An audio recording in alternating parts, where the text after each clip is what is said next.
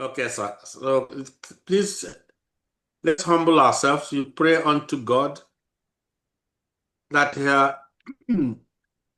He will give us spiritual understanding of what is will, and the only reason why He sent His only begotten Son to come and die and rise for us.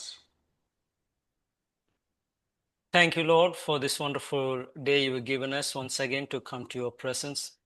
God, that we pray that you will show us your will, that we will understand the purpose, God, that you gave Jesus for us, Lord God, that we will understand and we will live according to the words that He has taught us, Lord. God, I pray you open our hearts, our ears, our eyes to see the truth.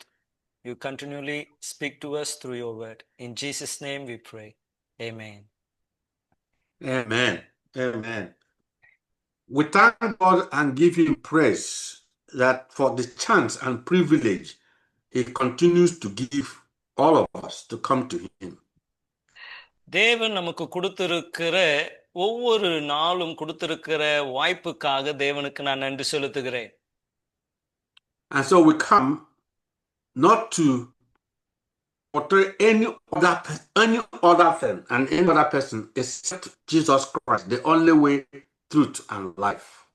வேற எந்த காரியத்தையும் முதன்மைப்படுத்த அல்ல, சத்தியமும் வழியுமாய் இருக்கிற இயேசுவை மாத்திரம் வெளிப்படுத்த நாங்கள் வந்திருக்கிறோம். God sent His only begotten Son.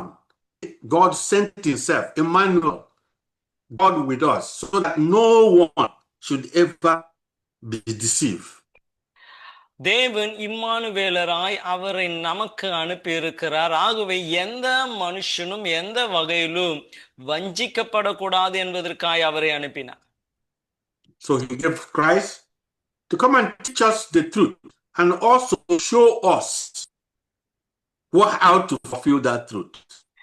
அப்போ இயேசு வந்தது சத்தியத்தை சொல்ல, அந்த சத்தியத்தை படி நாம் வாழ வேண்டும் என்பதை நமக்கு காண்பித்து கொடுக்கும்படியா இயேசு வந்தார். And God did this because He said all along He sent people, human beings, they try to circumvent God's law. They try to establish their own selfish righteousness to justify them. And God sent His only begotten Son to stop that. பாருங்க, இப்ப இருக்கிறவர்கள் எப்படி என்றால் தங்களுடைய சுய நீதியை வெளிப்படுத்தி அவர்கள் யார் என்று வெளிப்படுத்த தான் விரும்புகிறாங்க, அதை தான் அவர்கள் உபதேசிக்க விரும்புகிறாங்க. ஆனால் அவைகளை அது சத்தியம் அல்ல என்பதை வெளிப்படுத்த தான் இயேசு பூமிக்கு வந்தார். So last week we started with a topic on delusion, delusive complacency, whereby people have their own comfort zone and to establish their own righteousness, not the righteousness that is in Christ. பாருங்க, போன வாரத்திலே ஒரு புதிய தலைப்பை நம்ம ஆரம்பித்தோம், delusion என்று சொல்லி. அதாவது தங்களுடைய சுய நீதியை அவர்கள் வெளிப்படுத்த விரும்புகிறார்களே அல்லாமல் தேவனால் வருகிற நீதியை அல்ல. All over the world, most Christians, especially Christian leaders, they now believe in themselves, not in Christ, because for us to really be disciples, we're supposed to believe in Him by doing exactly what He has commanded us to do. இந்த நாட்களிலே கிறிஸ்தவர்கள், விசேஷவண்ணமாய் ஊழியர்கள், அவர்கள் செய்கிற காரியம் தங்கள் சுயத்தை விசுவாசிக்கிறார்கள், தங்கள் சுய நீதியை விசுவாசிக்கிறார்கள். ஆனால் நாம் விசுவாசிக்க வேண்டியது தேவ நீதியை, தேவனுடைய கிரியையை தான். So the Bible concerns us, all of them, Jesus Christ, Paul, everyone concerns us to be aware the danger of delusive complacency. அப்போ இந்த விதமான ஒரு தவறான புரிந்து கொள்ளுதல் அல்லது அவர்களையே இவ்விதமாய் யோசித்துக் கொள்வதில் இருந்து ஒரு தெளிவை காண்பிக்கும்படியாக தேவன் விரும்புகிறார். Pastor Joy, delusive complacency is when someone believes in a lie. He sees the truth, but he believes in a different thing, that there's another way to make the truth. There is nothing against the truth but the truth. பாருங்க, இது நான் சொல்வது என்னன்னு விளங்கி கொள்ளுங்க. அவர்கள் ஒரு பொய்யை உண்மை என்று நம்பிக்கொண்டு இருக்கிறாங்க. அது அவர்களுக்கே ஒரு குழப்பமானது தான். ஆனால் அந்த பொய்யை உண்மையாய் நம்புகிறாங்க. ஆனால் உண்மை எப்பொழுதும் உண்மையாய் இருக்கிறது. And so, because of that, we busy ourselves establishing our own righteousness and justification, how to make it to the God, rather than looking at what Jesus Christ said. அப்ப இயேசு என்ன சொன்னார் என்பதை விட்டுட்டு அவர்களுடைய நீதி எப்படி விளங்க செய்யலாம் என்பதை தான் அவர்கள் யோசிக்கிறார். So today we're going to again, as God has blessed us in this TV program, whereby the message is taught and then is presented in a PowerPoint, so that one can not only can read it but can also listen to it. இந்த தொலைக்காட்சி நிகழ்ச்சியை தேவன் உண்மையாகவே ஆசீர்வதித்து அநேகருக்கு அதை ஆசீர்வாதமாய் மாற்றி இருக்கிறார். அதே வண்ணமாய் இந்த பவர் பாயிண்டின் மூலியமாக காரியங்களை அவர்களே வாசித்து தெரிந்து கொள்ளக்கூடிய ரீதியிலே தெளிவாக்கப்பட்டு இருக்கிறது. But just simply before 1 minute, that the little complacency is when I feel, I am perfect in God. I know God, when actually God does not know me. பாருங்க, இது எதை காண்பிக்கிறது என்றால், சில நேரங்கள்ல நான் நேர்த்தியா இருக்கிறேன், எனக்கு தேவனை குறித்து எல்லாம் தெரியும் நினைக்கிறாங்க. ஆனால் தேவனை குறித்து ஒன்றும் இவங்களுக்கும் தெரியல. தேவனுக்கே இவர்களை தெரியுமா என்பது கேள்வியா இருக்கிறது. And then I turn around and give myself a name. I am a true Christian. I am this. I'm born again. When actually Christ is not in me. அப்போ பாருங்க, அவங்கள குறித்து சொல்லுகிறாங்க, நான் தான் உண்மையான கிறிஸ்தவன், நான் மறுபிறப்பு அடைந்தவன் என்று சொல்லி. ஆனால் உண்மையை பார்ப்போம் என்றால் அது அவளுடைய வாழ்க்கையிலே நடைபெறாத காரியங்களாகவே இருக்கிறது. And because the devil knows that's how we human flesh we are, then the devil sent out his ministers and servants to go and preach feel good, to tell us it's all okay, that's peace, everything is fine, when actually we're not doing the will of God. அப்ப பிசாசு என்ன செய்கிறானே என்றால், சுகமான வார்த்தைகளை, நம்மளுக்கு இனிமையான வார்த்தைகளை பேசக்கூடிய ஊழியர்களை உலகமெங்கும் அனுப்பி, இது சரிதான், இப்படியே வாழுங்க, நீங்க மனம் திரும்ப வேண்டிய அவசியம் இல்லை என்று சொல்லி அவனுடைய உபதேசத்தை அவன் பரப்பி கொண்டே இருக்கிறான். And with that man said, the difficult complacency is when we define our own grace. What is a grace? What is salvation? That is difficult. We're doing our own, not the definition of what Christ told us. அப்போ கிறிஸ்து மற்றவர்களுக்கு யார் அல்லது கிறிஸ்து நமக்கு யார் என்பதை அறிந்து கொள்ளாமலேயே அவருடைய சுய கிருபைகளையும் அவர்களுடைய கிரியைகளையும் அவர்கள் வெளிப்படுத்தி கொண்டு இருக்கிறார். And the Bible told us, and I'm going to stop here and the pastor Charles will take over, that he who seeks the glory of one who sent him, he sent us as the Father sent him. Whoever seeks the glory of one who sent him, there is no unrighteousness in that person. பாருங்க, தேவன் பிதா எப்படி குமாரனை அனுப்பினாரோ அதே போல குமாரனாலே அனுப்பப்படாதவர்கள் அவர்கள் தேவனுடையவர்கள் அல்ல. Pastors, quickly please, John 7 verse 18. யோவான் சுவிசேஷம் 7ஆம் அதிகாரம் 18ஆம் வசனத்தை நாம் பார்ப்போம் என்றால், யோவான் 7:18. சுயமாய் பேசுகிறவன் தன் சுய மகிமையை தேடுகிறான், தன்னை அனுப்பினவரின் மகிமையை தேடுகிறவனோ உண்மை உள்ளவனாய் இருக்கிறான், அவனிடத்தில் அநீதி இல்லை. ஆமென். Amen. So with that, let the Spirit of God take over and lead my brother Pastor Charles to present the PowerPoint on this very, very crucial issue. இந்த காரியத்தை குறித்து போதகர் சார்ல்ஸ் அவர்கள் பவர் பாயிண்டின் மூலமாக நமக்கு அவர் சத்தியத்தை வெளிப்படுத்த போகிறார். Amen. Thank you, Dr. Emeka, for that very good introduction. போதகருக்கு நான் என் நன்றியை தெரிவித்துக் கொள்கிறேன். Last week we reviewed or we started this discussion of delusive complacency, deceiving ourselves. போன வாரத்திலே நம்மை நாமே ஏமாற்றிக் கொள்கிறோம் என்ற தலைப்பிலே இந்த பாடமானது போதிக்கப்பட ஆரம்பித்தது. the message started by affirming, saying that God is a good and loving Father. அப்ப இந்த செய்தி இவ்விதமாய் ஆரம்பிக்கப்பட்டது. தேவன் அவர் நல்லவரும் அவர் நேசிக்கிற தகப்பனுமாய் இருக்கிறார் என்று சொல்லி. He knows those who are his, who hunger for him, and he will direct them where they should go. அவருக்கு தெரியும் யார் அவர் மேலே பசித்தாகம் உள்ளவர்களாய் இருக்கிறாங்க, யார் அவருடையவர் என்று அறிந்து அவர்கள் போக வேண்டிய வழியை அவர்களுக்கு காண்பித்து கொடுக்கிறார். So we only need to humble ourselves so that God will continue to lead us and show us his goodness and mercy. அப்ப நாம் அவரை நம்பும் பொழுது அவருடைய நன்மைத்தனத்தையும் அவருடைய இரக்கத்தையும் நமக்கு அவர் வெளிப்படுத்துகிறவராய் இருக்கிறார். God says in his word that he corrects, he chastises the people that he loves. நாம் பார்க்கிறோம் தேவன் இவ்விதமாய் சொல்லுகிறார், அவர் நேசிக்கிறவர்களை அவர் கடிந்து கொள்ளுகிறார் என்று சொல்லி சிட்சிக்கிறார். And we can see that in the book of Hebrews chapter 12. அதை எபிரேயர் 12ஆம் அதிகாரத்திலே நம்ம பார்க்கலாம். Let's read from verse 5 to verse 8. 5ல இருந்து 8ஆம் வசனம் வரைக்கும். அன்றியும் என் மகனே, கர்த்தருடைய சிட்சையை அற்பமாய் எண்ணாதே, அவராலே கடிந்து கொள்ளப்படும் பொழுது சோர்ந்து போகாதே. கர்த்தர் எவனிடத்தில் அன்பு கூறுகிறாரோ அவனை அவர் சிட்சித்து தாம் சேர்த்துக் கொள்கிற எந்த மகனையும் தண்டிக்கிறார் என்று பிள்ளைகளுக்கு சொல்கிறது போல உங்களுக்கும் சொல்கிற புத்தியை மறந்தீர்கள்.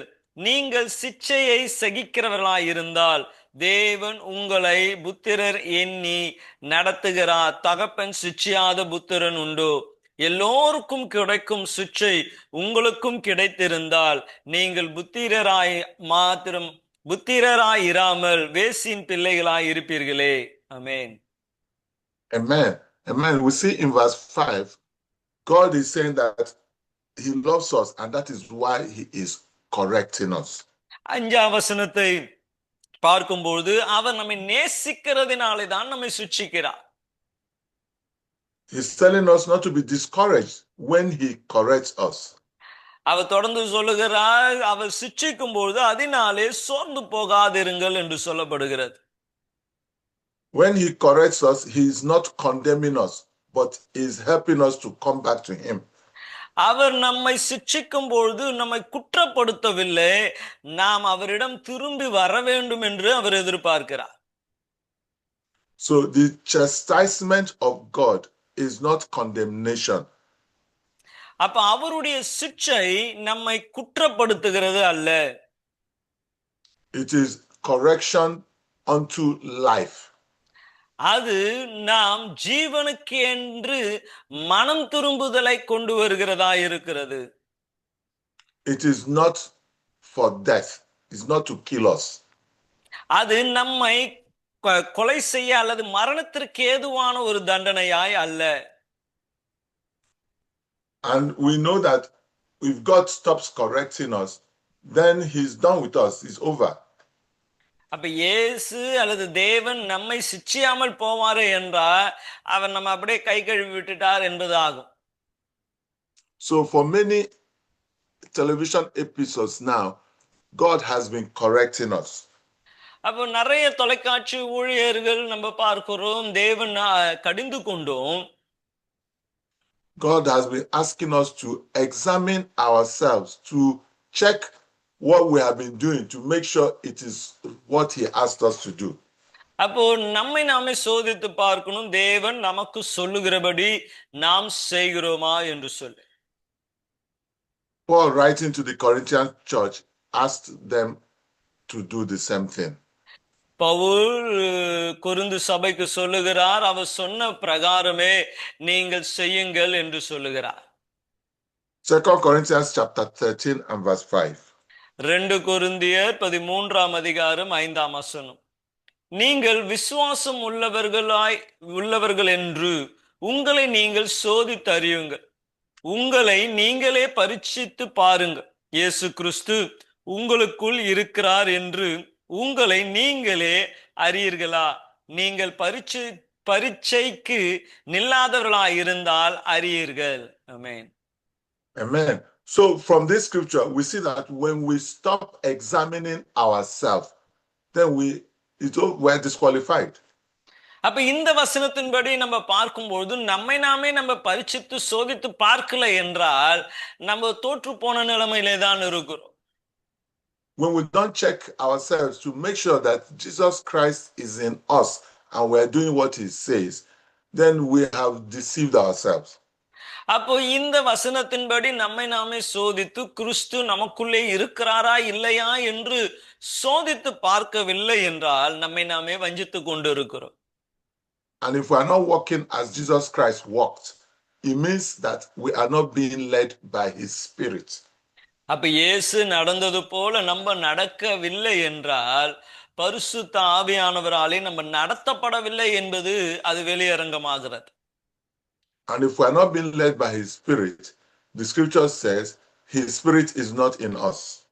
அப்ப ஆவியானவராலே நடத்தப்படலைன்னா வேதம் சொல்லுகிறது தேவ ஆவி உங்களுக்குள்ளே இல்லை என்று சொல்லு. Romans chapter 8 verse 9. ரோமர் 8:9 தேவனுடைய ஆவி உங்களில் வாசமாயிருந்தால் நீங்கள் மாம்சத்திற்கு உட்பட்டவர்களாயிராமல் ஆவிக்கு உட்பட்டவர்களாயிருப்பீர்கள். கிறிஸ்துவின் ஆவி இல்லாதவன் அவருடையவன் அல்ல. ஆமென். Amen. So if the spirit of Jesus Christ is not in us, then we have disqualified ourselves because we are not of him. அப்ப தேவனுடைய ஆவி நமக்குள்ளே இல்லை என்றால் நாம் அவருடையவர்கள் அல்ல என்பது தெளிவுபடுத்தப்படுகிறது. So the question we have to ask ourselves is Jesus Christ living in me? அப்போ கேள்வி என்னவென்றால் ஆண்டவராகிய இயேசு கிறிஸ்து உங்களுக்குள்ளே வாசமாய் இருக்கிறாரா? Am I born of the spirit of Jesus Christ? நான் ஆண்டவராகிய இயேசு கிறிஸ்துவினால் மறுபிறப்பு அடைந்தவனாய் இருக்கிறேனா? That is what it means to be born again. அப்ப அதுதான் நமக்குள் இருக்கிற அந்த மறுபிறப்பை வெளியரங்கமாக்குகிறது. So the teachings and the last two PowerPoints, God is asking us to check if we are born of his spirit. அப்ப கடந்த 2 பவர் பாயிண்ட்ல நான் உங்களுக்கு சொல்லிக் கொண்டு இருக்கிற காரியம் தேவன் நமக்கு போதிக்கிறார் அல்லது நம் சோதித்து பார்க்க வேண்டும் ஆவியிலே பிறந்திருக்கிறோமா என்று சொல்லி. And God is asking us if we are being led by his spirit. தேவன் நம்மை பார்த்து கேட்கிறாங்க, நீங்க பரிசுத்த ஆவியானவராலே நடத்தப்படுகிறீர்களா? Because in Romans 8:14 it tells us that as many as are led by the spirit of God, those are the children of God. ரோமர் 8:14 சொல்லுகிறது, எத்தனை பேர் பரிசுத்த ஆவியானவராலே நடத்தப்படுகிறார்களோ அத்தனை பேரும் தேவனுடைய புத்திரர்களாய் இருக்கிறார்கள் என்று சொல்லி. If his spirit is not in us to give us life, then we are dead, we are not alive. அப்ப தேவனுடைய ஆவி நமக்குள்ளே வாசமாய் இருந்து நமக்கு ஜீவனை கொடுக்கவில்லை என்றால் நாம் மரித்தவர்களாய் இருக்கிறோம். So we need to awake, we need to get up, we need to allow his Holy Spirit to lead us to come alive, to be born again. அப்ப நாம் பரிசுத்த ஆவியானவராலே தான் உயிரடைந்தவர்களாய் காணப்படுகிறோம். Ephesians chapter 5 from 14 to 18. எபேசியர் 5:14 வரைக்கும், ஆதலால் துக்கிக்கிற நீ விழுத்து மரித்தோரை விட்டு எழுந்திரு, அப்பொழுது கிறிஸ்து உன்னை பிரகாசிப்பிக்கிறார் என்று சொல்லி இருக்கிறார். ஆனபடினாலே நீங்கள் ஞானமற்றவர்களைப் போல நடவாமல் ஞானம் உள்ளவர்களைப் போல கவனமாய் நடந்து கொள்ள பார்த்து, நாட்கள் பொல்லாதவைகளானதால் காலத்தை பிரயோஜனப்படுத்திக் கொள்ளுங்கள். ஆகையால் நீங்கள் மதியற்றவர்களாயிராமல் கர்த்தருடைய சித்தம் இன்னதென்று உணர்ந்து கொள்ளுங்கள். துன்மார்க்கத்திற்கு ஏதுவான மதுபானம் வெறி கொள்ளாமல் ஆவியினால் நிறைந்து. ஆமென். Amen. So you see in verse 14, God is saying, awake. You are sleeping. Wake up. அங்கே 14ஆம் வசனம் பார்க்கிறோம், நீ விழித்து எழுந்து மரித்தோரை விட்டு எழுந்திரு. When we are asleep, God sees us as dead because we don't have the light of Christ. அப்ப நம்ம தூங்குகிறதை பார்க்கும்போது தேவன் எப்படி பார்க்கிறார் என்றால் நம்ம ஆவியிலே மரித்தவர்களாய் பார்க்கிறார். God wants us to come alive, to wake up and walk as Christ walked. கிறிஸ்து நடந்தது போலவே நீங்கள் நடக்க வேண்டும் என்று தேவன் விரும்புகிறார். That's why in verse 15 it said we should walk circumspectly, not as fools. ஆகவேதான் 15ஆம் வசனம் சொல்லுகிறது, நீங்கள் ஞானம் அற்றவர்களைப் போல நடவாமல் ஞானம் உள்ளவர்களைப் போல கவனமாய் நடந்து கொள்ள பார்த்து. We know the fool is the one who does not believe in God because he does not walk the way God said we should walk. மூடன்தான் தேவன் இருக்கிறார் என்று நம்புகிறதில்லை. காரணம் தேவன் சொல்லுகிறதை அவன் செய்கிறதே இல்லை. In verse 16 it's telling us, redeem the time by doing what you are supposed to do because the days are evil. 16ஆம் வசனம், நாட்கள் பொல்லாதவைகள் ஆனதால் காலத்தை பிரயோஜனப்படுத்திக் கொள்ளுங்க, செய்ய வேண்டியது செய்யுங்க.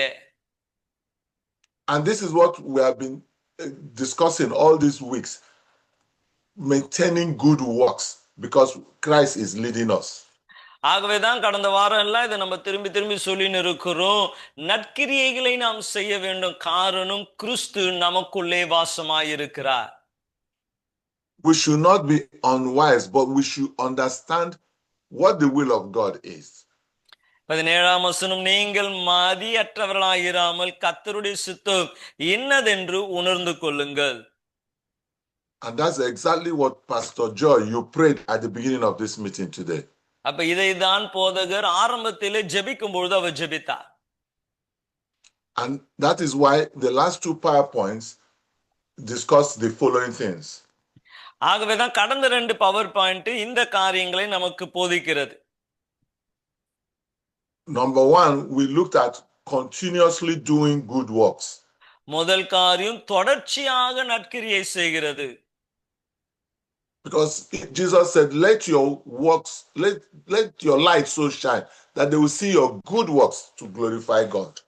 இயேசு விதமாய் சொல்லுகிறார், உங்கள் நற்கிரியைகள் எல்லாரும் பார்க்கத்தக்கதாய் உங்கள் ஒளியை பிரகாசிக்க செய்யுங்கள் என்று சொல்லுகிறார். Paul in Titus chapter 3 verse 8 said we should be careful to maintain good works.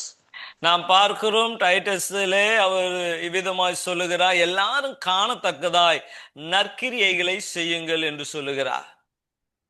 In the last PowerPoint, we looked at the examples of Jesus Christ. கடந்த பாடத்திலே நாம் பார்த்தோம் ஆண்டவராகிய இயேசு கிறிஸ்துவினுடைய எடுத்துக்காட்டுகள். We looked at how Jesus Christ lived his life maintaining the good works of his Father to the end. இயேசு அவர் முடிவு பரிந்தும் பிதாவினுடைய நற்கிரியைகளை எவ்விதமாய் செய்தார் என்று நாம் பார்த்தோம். We then looked at the warnings that Jesus Christ gave us about the 5 foolish virgins.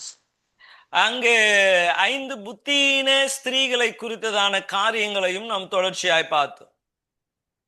We looked at the parable and the stories of Jesus Christ concerning the fig tree. அந்த மரத்தை குறித்ததான உதாரணத்தை ஓமையை இயேசு சொன்னதை குறித்து நம்ம பார்த்தோம்.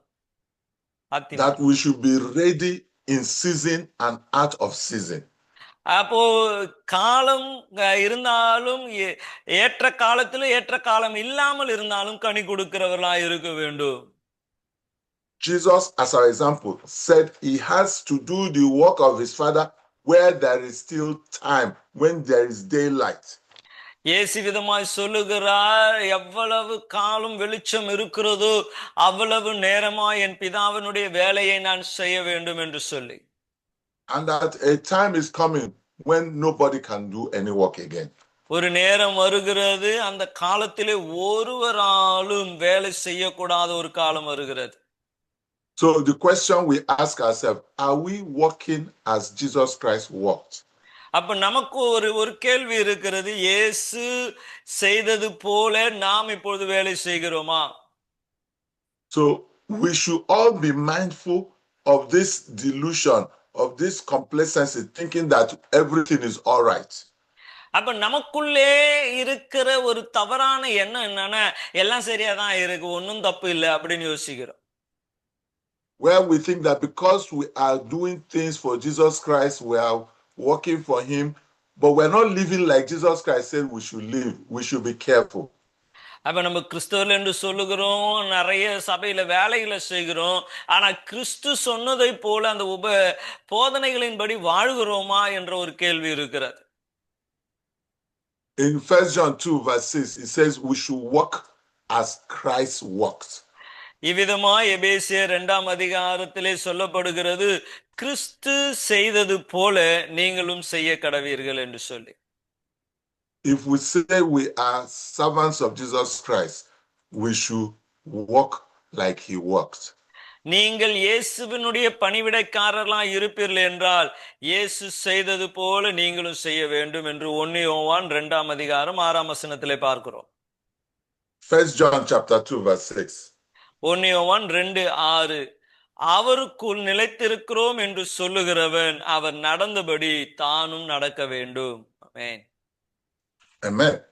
And in the book of Hebrews chapter 12, we started with chastisement, that God is correcting the people he loves.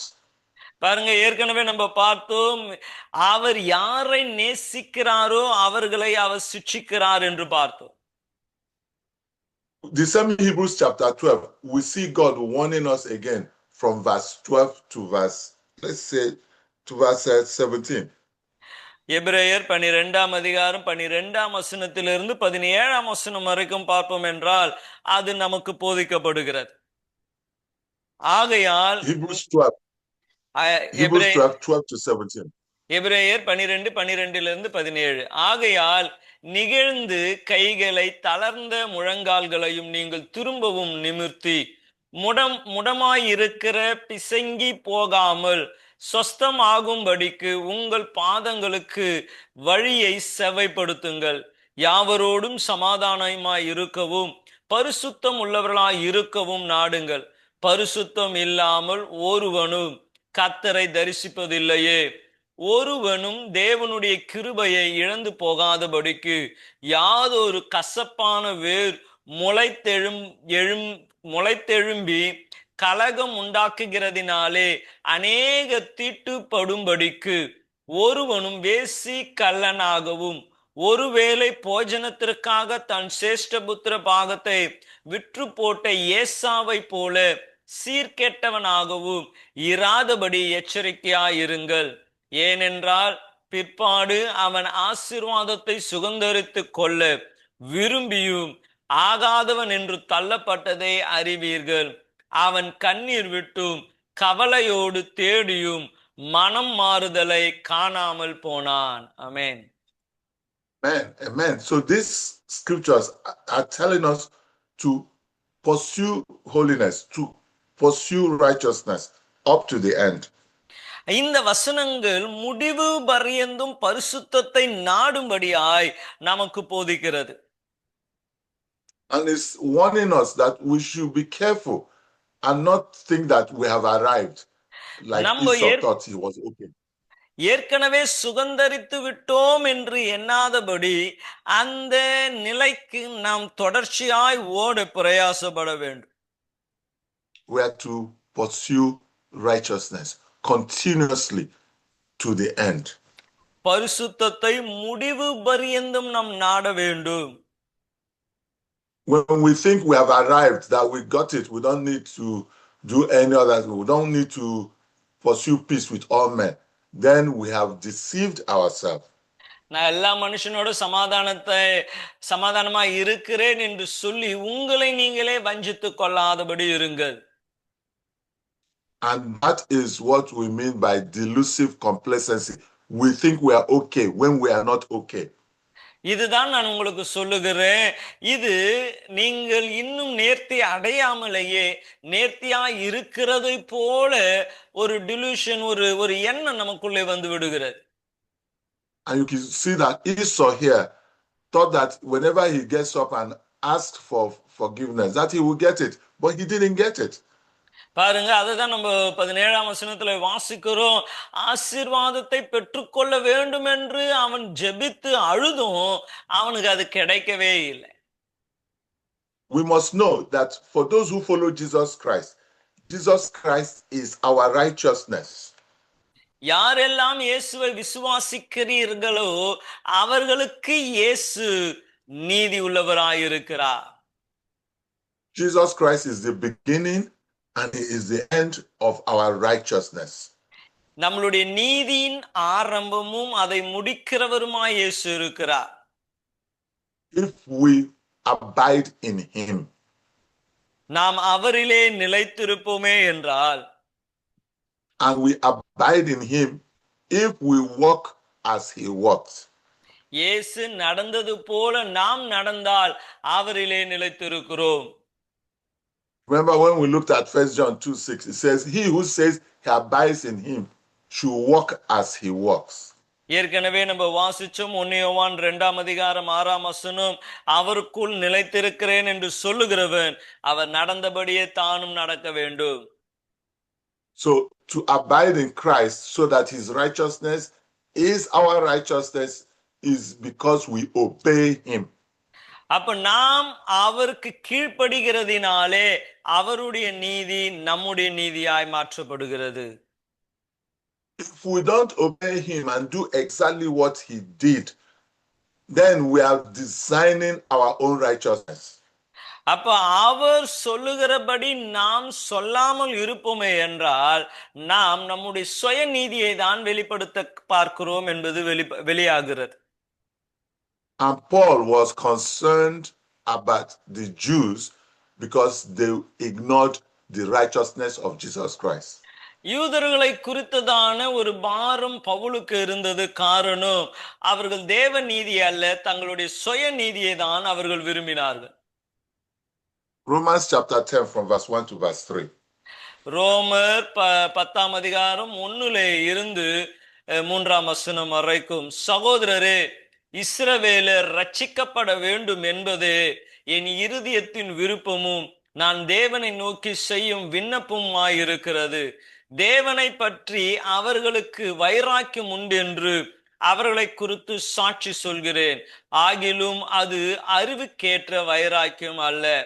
எப்படி என்றால், அவர்கள் தேவ நீதியை அறியாமல் தங்கள் சுய நீதியை நிலைத்திருந்த தேடுகிறபடியால் தேவ நீதிக்கு கீழ்ப்படியாதிருக்கிறார்கள். ஆமென். Amen. So they being ignorant of God's righteousness, they began to establish their own righteousness. பாருங்க, அவர்கள் தேவ நீதியை அறியாததினாலே தங்கள் சுய நீதியை நிலைப்படுத்த வேண்டும் என்று விரும்புகிறார்கள். They have not submitted to the righteousness that is of God. இயேசு கிறிஸ்துவினுடைய நீதிக்கு தங்களை அவர்கள் ஒப்பு கொடுக்கவே இல்லை. And that is why we have been saying that we need to examine ourselves if the Spirit of Christ is in us. அப்போ கிறிஸ்துவனுடைய ஆவி நமக்குள்ளே இருக்கிறதா என்று அதனாலதான் நம்மளை சோதித்து பார்க்கணும். And Paul said they were ignorant of God's righteousness which is in Christ. கிறிஸ்துவினால் உண்டாகிற தேவ நீதியை அவர்கள் அறியாமல் இருந்தார்கள் என்று பவுல் சொல்லுகிறார். But now God is no longer taking any excuse because Jesus Christ has come. இப்போ நம்ம சாக்கு சொல்ல வாய்ப்பு இல்லை. ஏன்னா தேவ நீதி எது என்பதை இயேசு கிறிஸ்துவை அனுப்பி நமக்கு வெளியரங்கமாக்கி இருக்கிறார். So whoever refuses to correctly follow Jesus Christ, that person has no excuse today.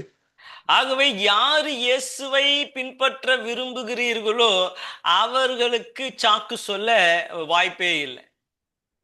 That's why Jesus Christ in John 15:22 said, if I had not come and spoken to them, they will have no sin. ஆகவேதான் யோவான் 15:22 அவர் சொல்லுகிறார், நான் வந்து அவர்களிடத்தில் பேசாது இருந்தேன் ஆனால் அவர்களுக்கு பாவம் இராது என்று சொல்லுகிறார். And Jesus said, now that I have come, they have no excuse for their sin. இப்பொழுதோ தாங்கள் பாவத்தை குறித்து போக்கு சொல்ல அவர்களுக்கு இடமில்லை, காரணம் அவர் வந்தபடினாலே. So whoever refuses to listen to the voice of Jesus Christ today has no excuse. அப்ப யாரு இன்னைக்கு இயேசுவினிடத்துல வந்துட்ட பிறகு அவர்களுக்கு சாக்கு சொல்ல வாய்ப்பே இல்லை, காரணம் அவங்க இயேசுவின் போதனையை கேட்டு இருக்கிறார். The Father sent Jesus Christ to show us the way to this truth. அப்ப பிதாவானவர் இயேசுவை அனுப்பி இந்த சத்தியத்தை நமக்கு வெளிப்படுத்தி இருக்கிறார். And when Jesus Christ came, first thing he said was, repent, turn from your own ways and begin to follow my way. இயேசு வந்ததுமே அவர் சொன்ன முதல் போதனை அதுதான், மனம் திரும்புங்க, தேவ ராஜ்யம் சமீபமாய் இருக்கிறது, என் பின்னே வாருங்கள் என்று சொல்லுகிறார். And in Acts chapter 17, verse 30 and 31, you see Paul explain it very well. அப்போஸ்தலர் நடபடிகள் 17ஆம் அதிகாரம் 30-31 பவுல் விளக்குகிறார். அறியாமை உள்ள காலங்களை தேவன் காணாதவர் போல் இருந்தார், இப்பொழுதோ மனம் திரும்ப வேண்டும் என்று எங்கும் உள்ள மனுஷர் எல்லாருக்கும் கட்டளையிடுகிறார்.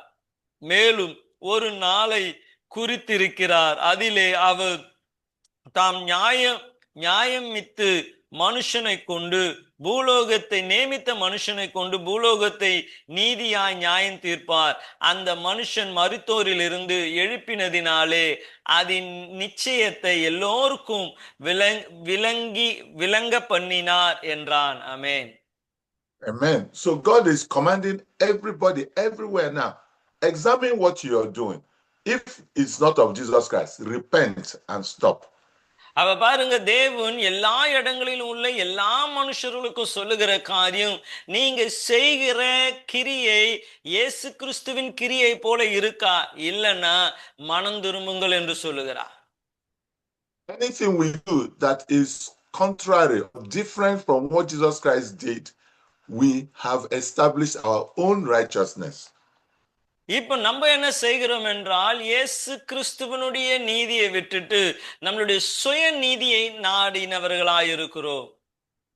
And we become deceived and we create a comfort zone where we think, oh, I'm okay, I'm a pastor, I'm a church leader, I am baptizing people, I'm okay, I don't need to repent.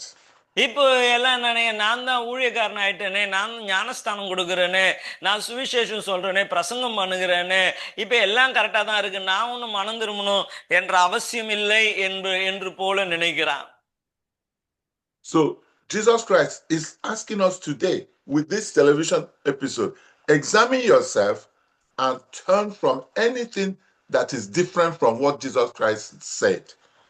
அப்ப இன்று இந்த தொலைக்காட்சி நிகழ்ச்சியின் மூலமாய் அவர் நமக்கு போதிக்கிற காரியம், அவர் இயேசு கிறிஸ்து செய்த வண்ணமா நீங்க செய்யலனா மனம் திரும்புங்கள் என்று சொல்லுகிறார். Many of us think that we know God, think that we are saved, but we live a life different from what Jesus Christ told us to do. நம்ம ரட்சிக்கப்பட்டோம் என்று சொல்லியும் இயேசு வாழ்ந்ததை போல நம்ம வாழலன்னா இன்னைக்கு நாமே சோதித்து பார்க்கணும். Let's listen to Jesus Christ in Matthew chapter 18, verse 6 to verse 9. மத்தேயு சுவிசேஷம் 18ஆம் அதிகாரம் 6-9 வரைக்கும் இயேசு என்ன போதித்தார் என்று பார்ப்போம். என்னிடத்தில் விசுவாசமாய் இருக்கிற இந்த சிறியவரில் ஒருவன் இடறல் உண்டாக்குகிறவன் எவனோ அவனுடைய கழுத்தில் ஏந்திர கல்லை கட்டி சமுத்திரத்தின் ஆழத்திலே அவனை அழுந்து இருக்கிறதற்கு அவனுக்கு நலமாயிருக்கும். இடர்களின் நிமித்தம் உலகத்திற்கு ஐயோ, இடரல்கள் வருவது அவசியம், ஆனால் எந்த மனுஷனால் இடரல் வருகிறதோ அவனுக்கு ஐயோ. உன் கையானது உன் கையாவது உன் காலாவது உனக்கு இடரல் உண்டாக்கினால் அதை தரித்து எரிந்து போடு. நீ 2 கை உடையவனாய் அல்லது 2 கால் உண்டவனாய் நித்திய அக்னியிலே தள்ளப்படுவதை பார்க்கிலும் சப்பானியாய் அல்லது ஊனனாய் நித்திய ஜீவனுக்குள் பிரவேசிப்பது உனக்கு நலமாயிருக்கும். உன் கண் உனக்கு இடரல் உண்டாக்கினால் அதை பிடுங்கி எரிந்து போடு. இரண்டு கண்ணுடையவனாய் எரிகிற நரகத்தில் தள்ளப்படுவதை பார்க்கிலும் ஒற்றை கண்ணனாய் ஜீவனுக்குள்ளே பிரவேசிப்பது உனக்கு நலமாயிருக்கும். ஆமென். Amen. Amen. You know that Jesus Christ is speaking to us spiritually. His words are spirit and they lead to life. இங்கே அவர் ஆவிக்குரிய காரியமாய் நம்மோடு கூட இயேசு பேசுகிறதை நம்மால பார்க்க முடிகிறது. And we know that sin is disobedience. நமக்கு ஏற்கனவே தெரியும் பாவம் என்றால் கீழ்ப்படியாமை. So Christ is telling us here, if there is anything in us that will cause us to disobey Christ, we should cut it off. We should excavate it. அப்ப இயேசுவுக்கு பிரியமில்லாத ஏதாச்சும் நம்ம வாழ்க்கையில இருக்குமே என்றால் அது நம் வாழ்க்கையை விட்டு அகற்ற வேண்டும் என்று இயேசு நமக்கு போதிக்கிறார். If we continue in those things that are contrary to Jesus Christ, we are deceiving ourselves. அப்ப இயேசுவினுடைய போதனைக்கு எதிர்மறையாய் நாம் செய்வோமே என்றால் நம்மை நாமே நாம் வஞ்சித்து கொண்டவர்களாய் இருக்கிறோம். That's why in Hebrews chapter 12, we read it. It said we should make sure we strengthen the things that are about to fall apart. ஆகவேதான் எபிரேயர் 12 நம்ம ஏற்கனவே வாசித்தோம், நாம் கர்த்தரிலே நிலைத்திருக்க வேண்டும் என்று சொல்லி. We are to strengthen our obedience. Make sure that our obedience is perfect before God. பாருங்க, நிகழ்ந்த கைகளையும் தளர்ந்த முழங்கால்களையும் நீங்க திரும்ப நிமித்துங்க, அதை பலப்படுத்துங்க என்று நாம் பார்க்கிறோம். But before we can do that, we must cut off anything that will lead us to sin, to disobedience. ஆகவே அதற்கு நம்ம செய்ய வேண்டிய காரியம் பாவத்திற்கு ஏதுவான எல்லாவற்றையும் நம்ம மாற்றி யாவரோடு சமாதானமாய் இருக்க நாட வேண்டும். And when Jesus revelation, he warned us what to do. He warned us about and told us what to do. அப்ப இயேசு பாருங்க நம்ம என்ன செய்ய வேண்டும் என்பதை நமக்கு அவர் எச்சரிப்பாய் சொல்லி இருக்கிறார். Revelation chapter 3 verse 2. வெளிப்படுத்தின விசேஷம் 3ஆம் அதிகாரம் 2ஆம் வசனம், நீ விழித்து கொண்டு சாகுதலுக்கு ஏதுவாய் இருக்கிறவர்களை ஸ்திரப்படுத்து, உன் கிரியைகள் தேவனுக்கு முன்பாக நிறைவுள்ளதாக நான் காணவில்லை. ஆமென். Amen. So here Jesus is saying, be careful. Stop anything you know. Excavate anything you know that will not make you walk as I walked on. நான் நடந்தது போல உன் வாழ்க்கையிலே காரியங்கள் இல்லை என்றால் அதை உடனே நிறுத்திவிடு என்று கர்த்தர் சொல்லுகிறார். So the question now we ask ourselves, who can walk as Jesus Christ walked? அப்ப நமக்கு ஒரு கேள்வி இருக்கு, இயேசு நடந்தது போல யாரால நடக்க முடியும்? We've seen from Revelation chapter 3 verse 2 that he says what we should do. We should repent, turn from every bad thing, every evil, so we can walk as he walked. வெளிப்படுத்தின 3:2 நம்ம வாசித்தது போல தவறான எல்லா காரியங்களும் நம்ம விட்டு விலகினாலே இயேசு நடந்தது போல நம்மளால நடக்க முடியும். And we see from 2 Timothy chapter 2 verse 19 that God says he knows those who are his. 2 தீமோத்தேயு 2:19 நம்ம பார்க்கிறோம், அவருடையவர்கள் யார் என்று அவர் அறிந்திருக்கிறார். So only God knows those who are following him. அப்ப இயேசுவுக்கு மட்டும்தான் தெரியும் யாரெல்லாம் அவரை பின்பற்றுகிறார்கள் என்று சொல்லி. But God says, let anyone who names the name of Jesus Christ depart from iniquity. அப்ப வேதம் சொல்லுகிறது, யார் இயேசுவை பின்பற்றுகிறார்களோ அவர்கள் துன்மார்க்கத்தை விட்டு விலக வேண்டும் என்று சொல்லி. Jesus Christ says, if anyone desires to come after me, to follow him, let him deny himself. Let him stop deceiving himself. அப்ப இயேசு சொல்லுகிறார், என்னை பின்பற்றி வருகிறவன் தன்னை தானே வெறுத்து என்று இயேசு சொல்லுகிறார். So if there is anything that is ungodly in me, then I am not walking as Christ walked. அப்ப எனக்குள்ளே தேவனுக்கு அடுத்த காரியம் இல்லை என்றால் இயேசுவை போல நான் வாழ்கிறது இல்லை. Remember in Titus chapter 2, grace came to teach us to deny every ungodliness. பாருங்க, இயேசு வந்ததனுடைய நோக்கம் அவர் எல்லா தெய்வத்துவத்தை குறித்து நமக்கு போதிக்கும்படியாய் அவர் வந்திருக்கிறார் என்று சொல்லி. So it doesn't matter what I think I am doing for God. நான் தேவனுக்கு என்ன செய்கிறேன் என்று நீங்க என்ன நினைச்சாலும் சரி, I might be having millions of people come to crusades. I'm an evangelist. I'm doing a lot of things for God. நீங்க ஒரு சுவிசேஷகராய் திரளான ஜனங்க உங்க கூட்டத்திற்கு வந்தா கூட சரி, But if I don't repent of my personal wrongdoing, Jesus Christ will not let me into his kingdom. அப்படி அவ்வளோ ஜனங்கள் வந்தாலும் உங்கள் தனிப்பட்ட வாழ்க்கையிலே இருக்கிற குற்றம் குறைகளிலே இருந்து நீங்கள் மனம் திரும்ப விட்டால் இயேசு உங்களை மன்னிக்க போவதில்லை.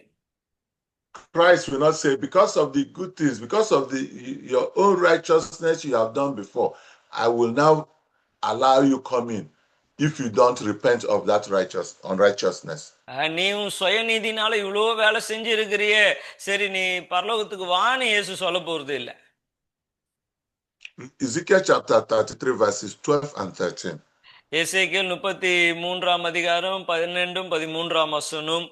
மனுபுத்திரனே, நீ உன் ஜனத்தின் புத்திரரை நோக்கி, நீதிமான் துரோகம் பண்ணுகிற நாளிலே அவனுடைய நீதி அவனை தப்புவிப்பது இல்லை, துன்மார்க்கன் தன் துன்மார்க்கத்தை விட்டு திரும்புகிற நாளிலே அவன் தன் அக்கிரமத்தினால் விழுந்து போவதும் இல்லை, நீதிமான் பாவம் செய்கிற நாளிலே தன் நீதியினால் பிழைப்பதும் இல்லை, பிழைக்கவே பிழைப்பாய் என்று நான் நீதிமானுக்கு சொல்லும்பொழுது அவன் தன் நீதியை நம்பி அநியாயம் செய்தால் அவனுடைய நீதி ஒன்றும் நினைக்கப்படுவதில்லை, அவன் செய்த தன் அநியாயத்தினாலே சாவான். Amen. Amen. Amen. You see, Jesus Christ said many people will come and say, Lord, Lord, Lord, we did this in your name. And you say, I don't know you because you did not obey me. இயேசு சொல்லுகிறாரு, அந்நாளிலே அநேகர் வந்து ஆண்டவரே ஆண்டவரே என்று அவரை நோக்கி கூப்பிடும் பொழுது அவர் சொல்லுவார், உன்னை நான் அறியேன், காரணம் நான் சொன்னதெல்லாம் நீ செய்யல அப்படின்னு அவர் சொல்லுவார். And with God, he is not a respecter of anybody, and there is no partiality with God. பாருங்க, ஆண்டவராகிய இயேசு கிறிஸ்து அவர் பட்சபாதம் உள்ள தேவன் அல்ல.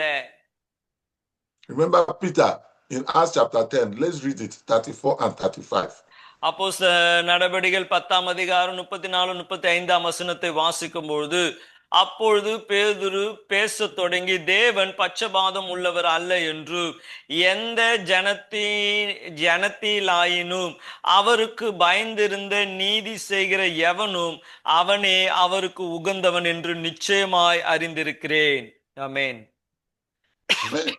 So God is not going to say, oh, because you did a lot of things for me, you cast out demons, you prophesied, then I will let you into my kingdom. God does not operate that way. இயேசு நீங்க பிசாசை துரத்துனீங்க, நீங்க வியாதிகளை சுகமாக்குனீங்க, சரி இவ என் ராஜ்யத்திற்குள்ள வந்துருன்னு அவர் சொல்ல போறது இல்ல. And that's why Jesus said, by their fruits you shall know them. ஆகவேதான் இயேசு சொல்றார், அவனுடைய கனியினால் நீங்கள் அவரை அறிந்து கொள்வீர்கள் என்று சொல்லி. So we cannot be bad trees and expect that we will produce good fruit. நம்ம கெட்ட மரமா இருந்துக்குன்னு நல்ல கனியை தான் கொடுப்போம் அப்படின்னு நினைச்சுன்னு இருக்க கூடாது. Another danger of complacency is when we believe the false gospel that focuses on our flesh. அடுத்த ஒரு தவறான காரியம் என்னவென்றால், தவறான சுவிசேஷம் நம்முடைய நீதியை நம்முடைய நலனை மாத்திரமே காண்பிக்கிற ஒன்று. Where we think that our denomination is better than every other denomination. In fact, sometimes we don't even want to mix with those people from another denomination. பாருங்க, சில நேரங்களிலே நம்மளுடைய ஸ்தாபனம் தான் உஸ்தி அப்படி என்று நினைச்சு மற்ற ஸ்தாபனத்தோடு இணையாமல் மற்ற ஸ்தாபனத்து நபர்களை ஏற்றுக்கொள்ளாமல் இருக்கிறது கூட அப்படிப்பட்ட ஒரு காரியமாக இருக்கிறது.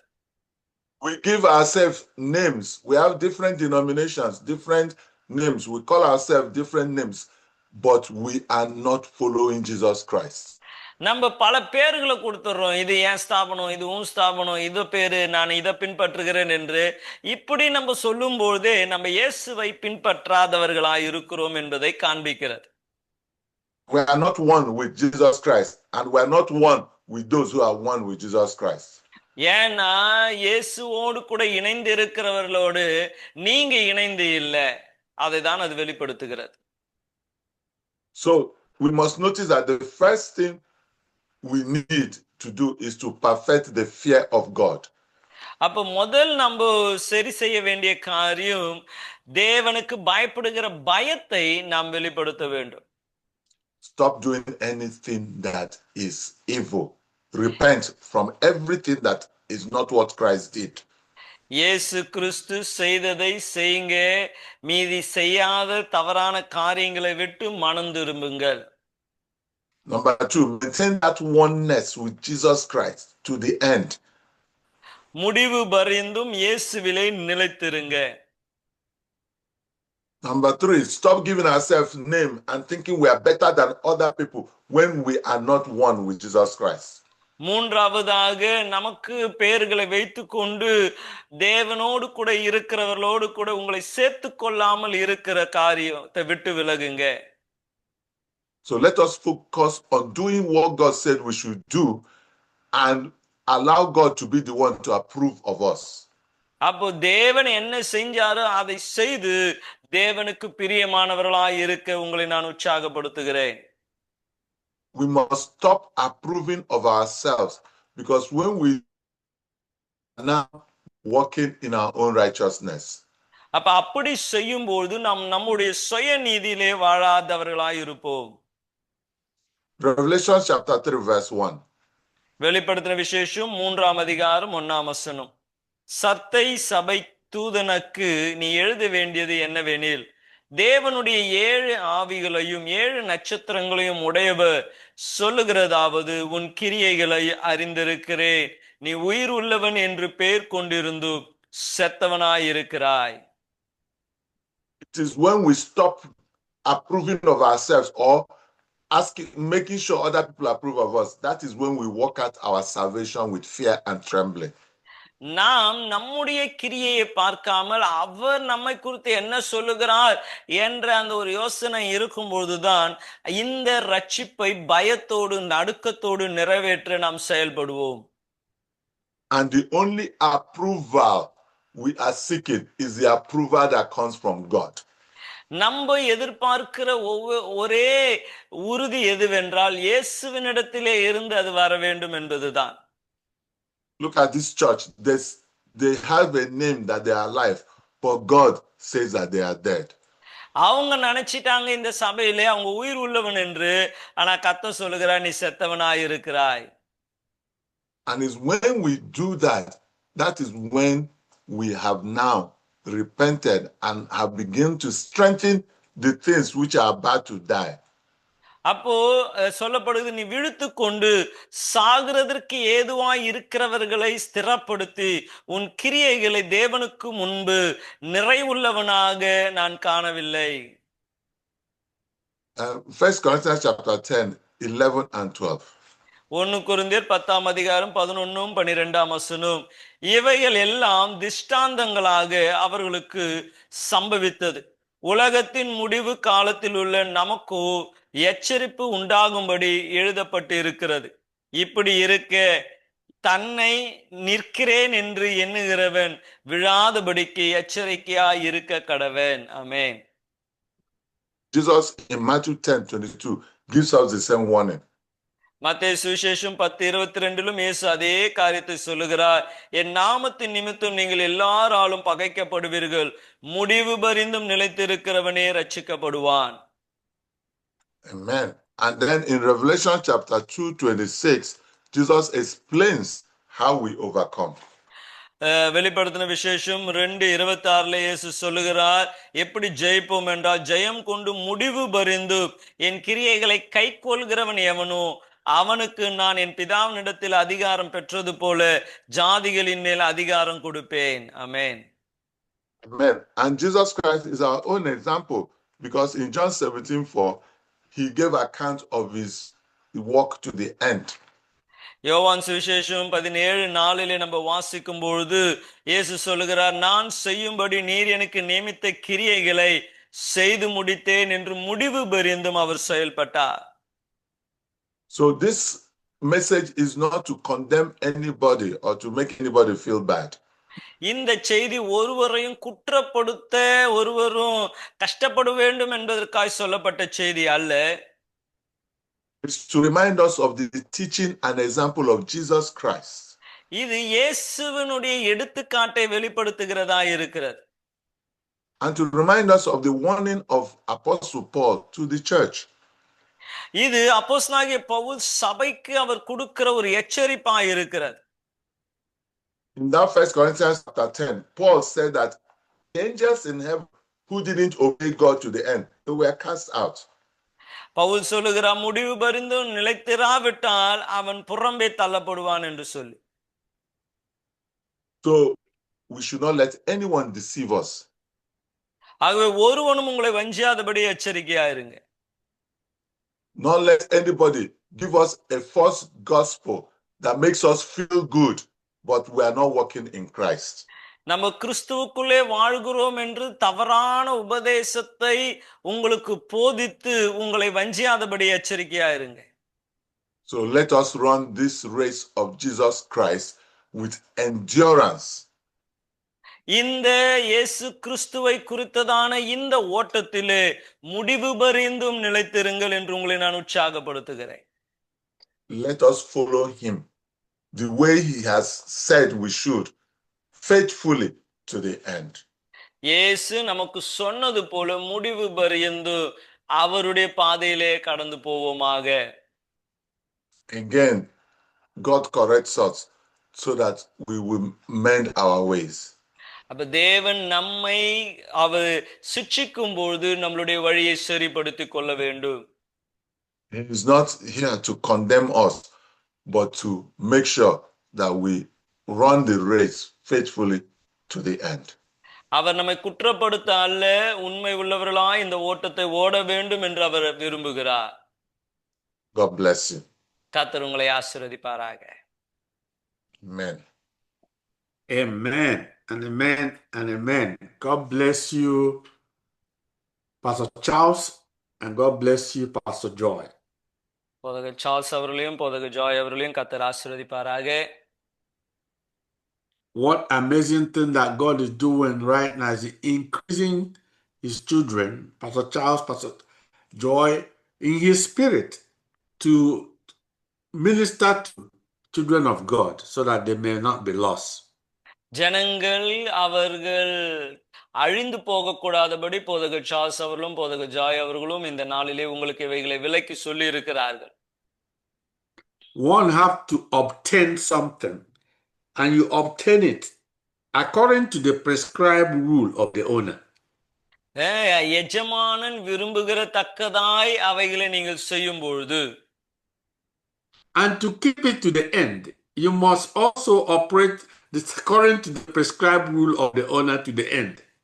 அந்த எஜமானன் சொன்னதை முடிவு பரியந்தும் நீங்கள் பின்பற்றுவீர்கள் என்றால், the kingdom of God belongs to God. He is the king, and whatever he has said, he does not change, and he will never turn away from it.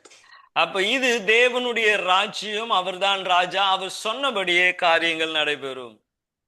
And Pastor Charles told his boss, no matter whatever we do, except especially that for only requirement of God, you must be holy as I am and operate that way to the end. Otherwise, without righteousness, nobody can make it.